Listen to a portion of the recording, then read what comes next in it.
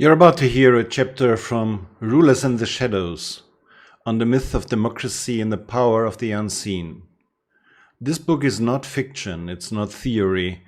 It's a documented investigation into how intelligence services, global networks, and unelected actors shape the world we live in, behind the curtains of official politics. My name is Dr. Bodos. As a doctor, author, and independent researcher, I was forced into exile for questioning official narratives in medicine, history, and geopolitics. This book is my response. It's a roadmap through the world's most powerful hidden structures. Intelligence agencies that were never designed to protect the people, but to control them. Foundations and corporations acting above nations. Digital surveillance systems marketed as progress, and a global elite that govern through crisis, fear, and narrative manipulation. What you're about to hear is not comfortable, but it is essential. Because truth is not always where it is broadcast. Sometimes it hides in the shadows.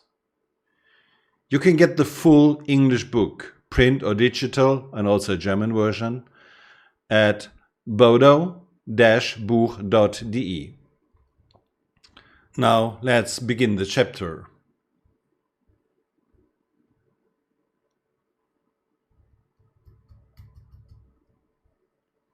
Rulers and the Shadows, on the myth of democracy and the power of the unseen. Secret services were not created to protect the people but to safeguard the powerful. Their number grow where a state pursues imperial interests, fears transparency, or can only maintain order through manipulation and control. The United States is the prime example. No other country operates so many, so specialized and so business-oriented intelligence agencies because no other country claims such global dominance.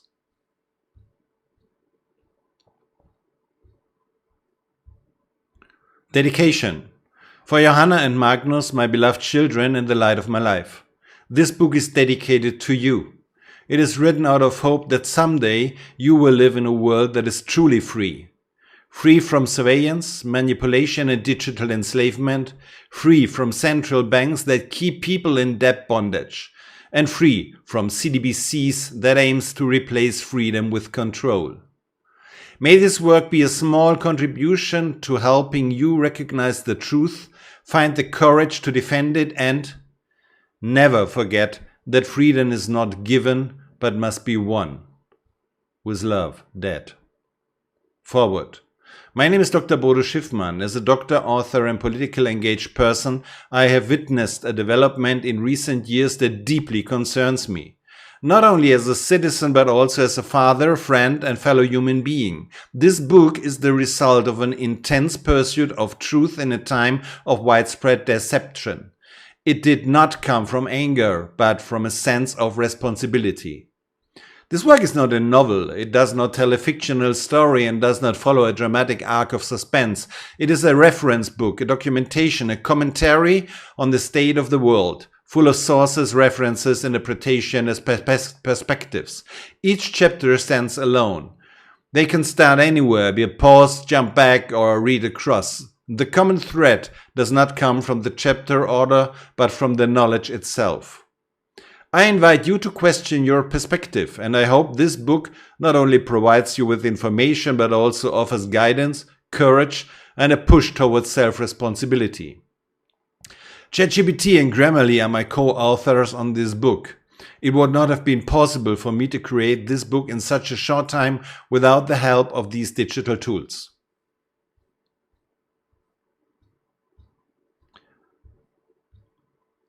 Prologue. The power no one elected. Where power operates without responsibility, control is just an illusion. And where control is merely an illusion, those who are unseen hold the reins. The world we live in is not the one we are shown. Behind every change of government, every war, and every media coincidence, there are patterns that escape a fleeting glance. These patterns include networks, money flows, circles of influence, and shadowy organizations, intelligence agencies. But Anyone who believes that secret agencies are tools of security, servants of the states, or even safeguards for the common goods has long fallen for the first deception. What if the truth is different? What if intelligence agencies don't serve governments but hold their strings in their own hands? What if they were created not to protect but to control? This book is not about James Bond. It is not about Hollywood's myth or conspiracy thrillers. It's about real centers of power that operate beyond democratic oversight and whose rise and activities are driven not by security but by money. The fundamental question is, why do secret services exist at all? And who do they really serve? By the way, this is a question John F. Kennedy also asked to the journalists. It was his last speech. Historically, the first espionage systems were almost always the means of the elite to protect themselves against their own people, be it in Rome, with the French secret police under Richelieu, or in absolutist Russia. But with the emergence of modernism, especially after the Second World War, a new motive was added: the global safeguarding of economic interests. It was no longer just the throne that was to be protected, but trade routes, oil wells, banks, raw material flows, technologies, and the ideological status quo of Western hegemony. It is striking that the founders and leaders of the modern secret service did not come from the police, not from the classic bureaucracy, not even necessarily from military. They came from the financial world, from the elite-run law firms of Wall Street, from transatlantic think tanks like the Council on Foreign Relations, from families like Rockefeller, Rothschild or Warburg, and from the shadowy world of industrial cartels. In the US, it was Alan Dulles, a partner of Sullivan and Cromwell, who, with his brother, shaped the CIA into the economic swords of the US hegemony. In Great Britain, MI6 was never a democratic institution, but an instrument of the crown and those of the colonial business model. In Germany, the BND was not set up by parliament but by the CIA, with Nazi personnel and to protect Western industrial interests. And in today's China, Russia, Israel and France, the same structures can be found. Secret services that do not work for citizens, but for the power elites of their time. But why do we need 18 official intelligence services in a single country like the US? Plus countless coveted departments, contractors, subcontractors and private security services? Because power is decentralized where control is unwanted. Because fragmentation means confusion. And because different aspects of the world order, energy, currency, information, biotechnology, space travel, media, each needs their own surveillance, espionage and control apparatuses. Today, secret services are no longer services but independent centers of power. They govern by monopolizing information. They decide who is considered a terrorist, who is overthrown, who rises and who disappears. They are states within the state, or more precisely, extensions of a global high finance that has long since overcome the state. This book will show how the world's most important intelligence services really came into being, who financed it, what role banks, corporations, foundations and supranational organizations play in with, and why the idea of a sovereign state that protects its citizen is a mirage. We live in a world shaped by unelected, uncontrolled, non-accountable institutions, and whose most dangerous weapons are not tanks or missiles, but data, narratives, networks, psychology and fear. Anyone who wants to understand why wars are fought, who really decides on vaccination campaigns, whose interests are behind seemingly spontaneous upheavals, must understand the language of the intelligence services and now their clients. This book is a map of their invisible power. Welcome to the true deep state. Chapter 1. why secret services exist at all. It was not the protection of freedom that originated, but the control of power. 1.1 The legend of the protective state.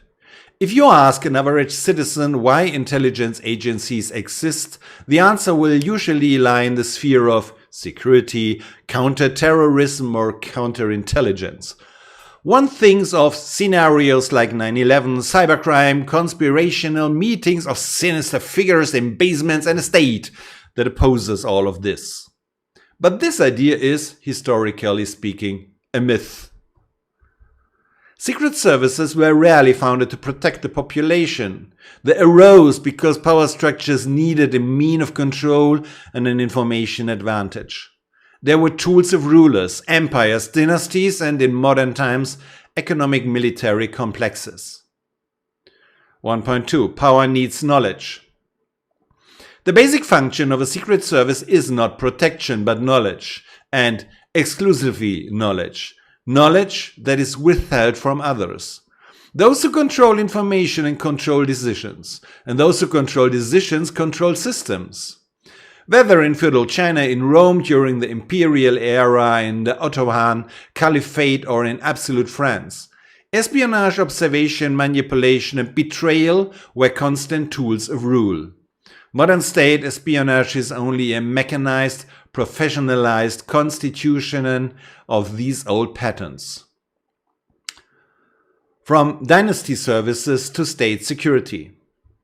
The first modern secret service in today's sense was not a democratic achievement, but an instrument of absolutist rule, the Service de la Police Secrète under Cardinal Richelieu in the 17th century. Its purpose? Not the protection of the people, but the elimination of internal opponents, the suppression of dissident, the observation of the aristocracy. He was the eye of power. The British Crown also uses an informal espionage network to secure the empire as early as the 19th century. From 1871 onwards, the German Empire maintained military reconnaissance units which overlap with the political police. 1.4 The explosion after 1945. It was not until after the Second World War that the largest expansion and institutionalization of intelligence services worldwide took place. The reason was not a sudden realization of terrorist threats, but the ideological and economic conflict between East and West, the Cold War. The USA founded the CIA in 1947. At the same time, NSA, DIA, NGO, and many other special services were created. Europe followed. The BND, 1956, the SDECE in France, the restructuring of the British MI6. In truth, this was the beginning of a new phase. Intelligence services were no longer used only for internal control, but for global control of markets, governments, and resources. 1.5 So why secret services? Because in a world where economic and political interests cannot be negotiated publicly, the need for covert operations is increasing. Because powers that pretend to be democratic need means to act undemocratically without being exposed. Because influence, manipulation, blackmail, destabilization, and division work more subtly, faster, and more efficiently run than open wars. Secret services are the infrastructure of unofficial power. They are the nervous system of what it is commonly referred to as the deep state. Not in the sense of a conspiracy, but in the sense of a real power apparatus behind the democratic scenes. 1.6 The question of legitimacy. In a state governed by the rule of law, all interventions in the life of citizens may be a subject to verifiable legitimation. But what is precisely? What does not apply to intelligence services? They operate in a lack of transparency, immunized against parliamentary control, often protected by exceptional rules, emergency laws, or national interests. Their budgets are secret, their operations unknown to the sovereign. What does this mean in practice? That a large part of the real politic control is not carried out by the elected government, but by unelected apparatuses. 1.7. The ideology of security. Since 2001, since the iconic image of the collapsing towers of Manhattan, security has become a totem. Fear become the legitimation for everything.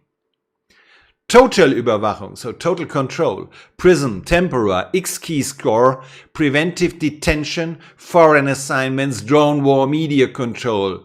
But what if this fear itself is deliberately created? What if attacks, crises and coincidences are used to expand competences, increase budgets, monitor critics? What if intelligence services do not react to crises but create them?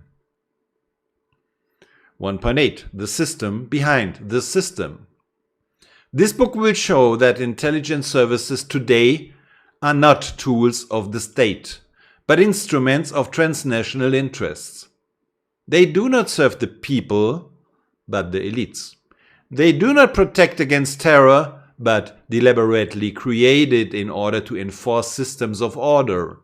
They destabilize the countries in order to open up investment areas.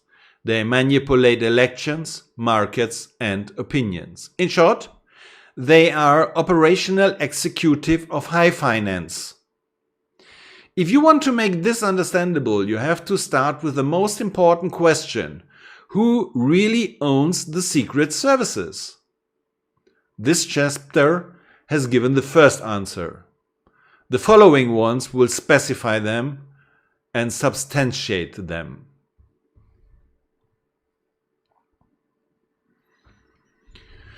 What you just heard is not a thriller. It is reality stripped of its mask. If we fail to understand who really controls intelligence services, who benefits from endless surveillance, and who orchestrate the permanent state of emergency, we will remain pawns in a game we don't even see. Rulers in the Shadows is more than a book. It is a mirror, a weapon of awareness, and a call to reclaim our sovereignty. Please share the content, start conversations, and support this independent book at bodo-buch.de. And thank you so much for listening and for standing on the side of the truth. May God protect us all.